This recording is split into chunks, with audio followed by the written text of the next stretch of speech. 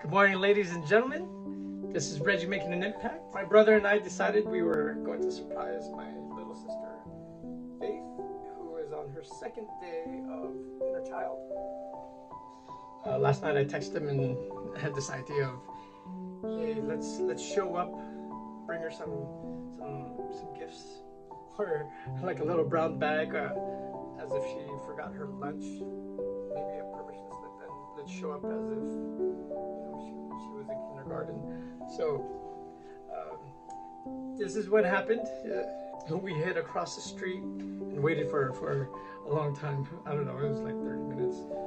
She showed up, and what we were supposed to do is make it look like we were coming into the parking lot at random, and we waited so long we just showed up together and gave her quite a surprise. We have such a large age gap, and I wasn't there for her during elementary, kindergarten, and majority of her schooling, and so I thought this was a great way for my brother and I to create something as if we were back then. So this is what it looked like. Enjoy.